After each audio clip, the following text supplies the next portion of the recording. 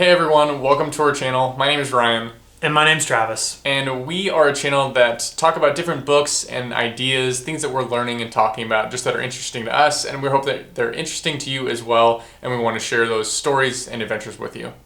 We're going to go into a financial book by Grant Sabatier about financial freedom and looking at the 7 steps that we can take every day to improve our finances and live a better life.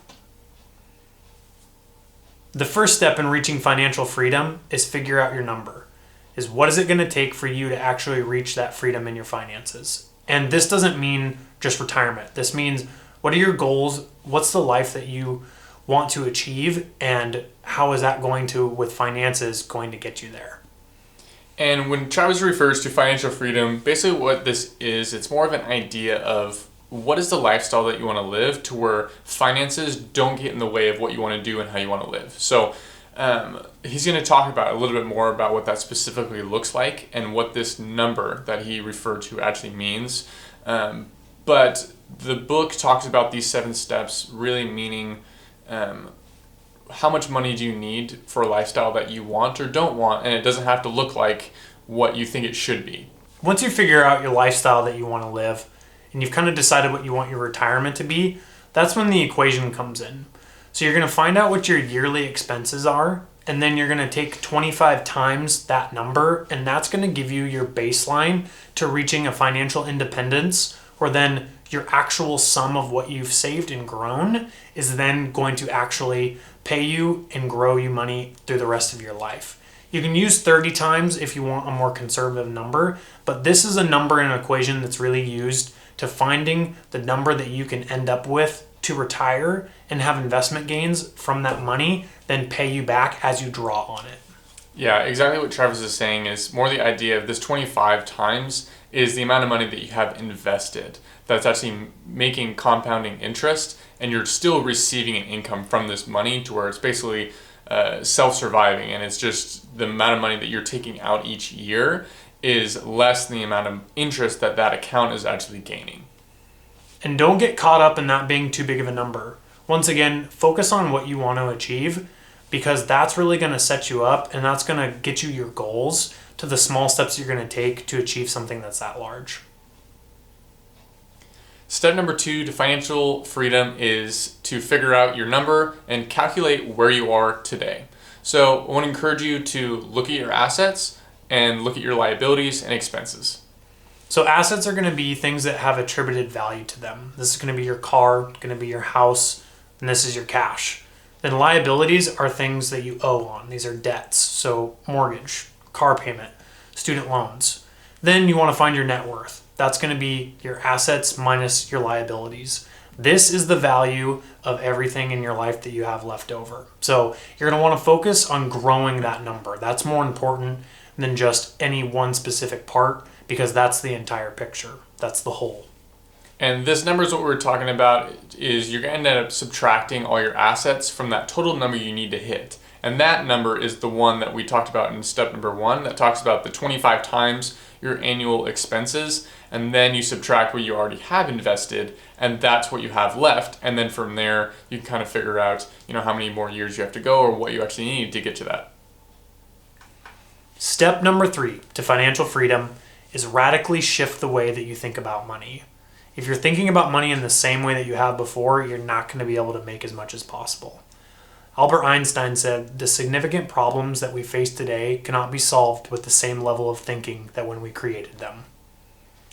And another huge thing about actually being able to make more money is compounding interest. First, you need to save the money. So the idea about just changing the way you think about it is you do need to cut down on your expenses and make more money than you owe. I mean, that's the whole idea of where we have to start. So starting there, but once we ever get to the point where we have extra money to invest it, that's where compounding interest is huge, because over the lifetime, if you have money into the stock market for years, say even if it's 10, 20, 30 years, that money can create so much more wealth that actually can sustain itself.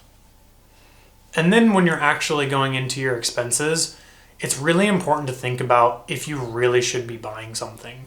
But we don't want to encourage and push a deprivation mindset. But the idea is to shift your focus on seeing and focusing on the things that you truly want, and then actually asking those questions when you are going to buy something is hopefully going to direct you to the thing that you actually want to spend your money on. Step number 4 to financial freedom is to focus on what has the biggest impact on your savings. We're not necessarily saying to stop budgeting, but the idea is to don't worry so much about the budget. We get caught up sometimes worrying about the little things that really don't make a huge deal. A lot of some of the popular beliefs, like with the Dave Ramsey, he talks about so much about eliminating all these costs and it creates a deprivation mindset and scarcity mindset to where you think, he says eat rice and beans and pay off all my debt and don't enjoy life until I'm set. And we don't agree with that. I mean, the idea is there's some of these larger ticket items that if you just focus on them are going to have a much bigger impact on your life, but not necessarily take away from your day-to-day happiness and joy. Because we don't know how long we're going to be on this earth and what each day looks like. So we want to shy away of the scarcity mindset and really encourage you to focus on the top 80% of where your cost is coming from. Yeah, there's a life that you can live where you can still enjoy the little things, where the cup of coffee in the morning that you have isn't going to sink you. So your main expenses are going to be your mortgage or living expenses, and then your food, and then travel. So if you focus your efforts on how you can make impacts in those areas, they're going to have a much more exponential effect because they take up a greater part of your finances. Instead of trying so hard to just cut $5, $10 a month, if you refinance and cut a couple $100 a month, or if you carpool in work, or if you get a vehicle with better gas mileage, or if you start to cut out on the times that you go out to eat, you're going to see a greater and a much easier impact on your finances that's going to get you more excited about the ways that you're saving money and how it's going to actually get you to your financial goals that you've set. Yeah, Travis gives great examples of how to save money, but also of not going out to eat is such a great way to save money and eating at home. But you have to think about, what are you really after when you want to go out to eat with someone? Sometimes it's convenience of not having to cook, which we understand. But the other thing is just spending time with one another. So Travis and I, maybe instead of going out to eat together, we'll maybe just hang out outside of a meal time. Maybe we already ate. Or when it comes to getting a beer together, instead of maybe going to a bar or a restaurant and paying, $8, $10 for a drink, we just had bought some at the store and maybe share one that we got at the grocery store. Just the idea, because we still want that human connection. You don't want to live a deprived life where you don't get to connect with other people. I mean, the biggest part about life is relationships in itself. And then I think the same thing even with the coffee. I think we both understand that we really enjoy it, so we'd rather spend a little bit more money and really enjoy that moment. But it's all about having those conscious decisions. But yeah, the coffee is what's going to break the bank. But saving money on your living expenses and your food budget will. Step number 5 to financial freedom is optimizing your 9 to 5. Is using your job as a launching pad to how you can make more money in the future. There's a lot of benefits that your company offers, and it's really important that you take stock and actually look into the things that you can actually get from participating and working at a company that's so large. That can be things that are financial, that are investments, but it can also be time, flexibility, or other ways that you can potentially get some benefits that you couldn't get if you were just out working by yourself. Yeah, going more into the benefits is talking about like a 401k investment or an HSA or other investment types depending on what industry you're in. So with that, if your company offers a 401k match, we highly encourage you for sure do that, because it's even if you just do the minimum requirement, often companies will match up to a certain dollar or a certain percent of a dollar up to a certain amount. So even if it's $100 that you have to put in each month and they'll match a portion of that, that's free money. So you should definitely be doing that because you're getting a return on your investment immediately, and then that money is invested and still getting the compounding interest over time. That's one thing. The second thing about an HSA, which stands for Health Savings Account, this is something that if you do feel like you have some extra money each month to invest, or you're a high income earner, you should definitely put money aside into this. Companies will usually also provide a match for it, but even if they don't, the money that you put in here is also pre-tax dollars. So it'll then lower your taxable income, which will save you some money. And then when you do have health issues that come up or health bills, you can use this money to pay them immediately. But there's one thing that we have learned recently, and that's you can hold on to these receipts for the health bills that you've had, and then down the road you can then claim this money to then be pulled out at that time. So basically, if you can cash flow these expenses when you actually have them, that money that was invested in the HSA you can pull out at a much later time when you just feel like you need that cash for something. So two huge perks that we definitely encourage you can talk about, and then Travis can talk a little bit too about just using the environment to build relationships at work too. Yeah, socially is an extremely large benefit. Never underestimate the connections and the relationships that you're going to build while you're at work. Those people are going to be apart and move on to different areas in life, and the world works on relationships. It's much more fun to work with people that you enjoy and to work with people who are like-minded. It's not just always about who has the best resume or who just knows the best skill, but it's really about how we form connections on how we partner and how we want to get better, and working interdependently with other people. So utilize that. Utilize your already work relationship to understanding and finding other interesting people. And if that's not something that you have, maybe think about your goals down the road, and that if having better connections might actually help you get to that. And that could be a different area to actually look into, is what's a job that has better community benefits involved with it. Yeah. Step number 6 in financial freedom is just making more money, and specifically try to make passive income. And what passive income is, basically you're making money when you're awake, asleep, at your day job, having fun, whatever it is. And the best way to do that, at least start into that realm, is to have a side hustle. And nowadays there's so many different options you can have, from teaching courses online to working remotely, starting your own business, doing something on the weekends, you name it. And this is where we encourage you to use your own creativity.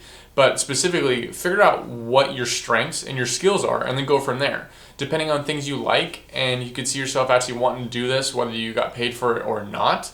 And then it's just a great way to turn your hobbies into an actual income. So even if it just funds your hobby, or you actually make money off of it and then can do cooler things with it and then build better relationships. Yeah, you want to diversify your income streams. And like Ryan said, is find things that are passive. The time that you spend should not be proportional to the amount of money that you make. We always get locked into the mindset that I'm paid by the hour, I'm paid for only when I show up. But you can front load work when you find those different types of income streams. And the idea with this, and the goal, is you want to actually try and condense as much of your wealth building when you're younger. Because when you're using compound interest and you're building your investments, that's going to grow at a better exponential rate when you're younger. So then that money's working harder for you while you're not doing as much. So remember, the money you make does not just equal the time that you put in. So find interesting ways that you can generate that with not exactly having to work on it. Step number 7 for reaching financial freedom is invest as much money and as early as you can. You want your money to make you more money, which in turn makes you more money. So compound interest is the key here. Albert Einstein said compound interest is the 8th wonder of the world. So really, it's pretty incredible. And unfortunately, a lot of people don't learn about its power until they have loans. That's where you're going to see compound interest happen, because the interest on that loan, if you're not paying it down, then is actually being attributed to more interest that you're paying later on. This is why when you have a baseline that you've paid for a house, but the total that you pay over the lifetime is way more than what the actual house was worth. So use that to your advantage. If you put that into interest-bearing accounts that are making you money, you're going to counteract that and you're going to build your wealth. And our extra tip for this video is related to compound interest, but specifically to skills learning and just to focus on yourself. And I want to talk about reading specifically, and other skills is just becoming 1% better each day and just reading a little bit. Whether you read 1 chapter per day, it sounds like, oh, I only read 1 chapter today. Like, how am I ever going to finish this 300-page book? It's going to take me like 2 weeks. And that's exactly right. It'll take you 2 weeks. and you'll read one book every 2 weeks or even one a month, that's 12 books at the end of the year. If you read one every 2 weeks, that's 24 books a year. And think to yourself, when's the last time that you've read 24 books? So encourage you to do that and start your reading habit and see where the success and learning goes from there. So to recap, these are the 7 steps to reaching financial freedom. And financial freedom isn't just retirement, but this is really actually getting freedom in your finances that you can do the things that you want. You can achieve the things that you want, but you're not controlled by it. That you're going to control the money and you're going to tell it what to do. So these steps are a great way to actually start to create that control to actually reach your goals. So thank you for joining us today as we talked about financial freedom. Travis and I are, neither one of us are at that point yet, but we're on the journey to doing it. But there's different things that you can take and relate to your day-to-day life now. And that comes to the things of spending money on what makes you happy and what really brings you joy, and thinking about those things. Not just spending money frivolously or what your friends are doing, going out to eat here and there, and then thinking, where did all my money go? But it's taking conscious effort to do the little things to make more money, to invest your money, to save it, but not getting so worried about the little details that might not make a big difference in your life. So we just want to invite you on this journey with us as we try to achieve financial freedom. And I think it's all going to look a little bit different depending on the way you feel about it. So we welcome you and thank you on our journey.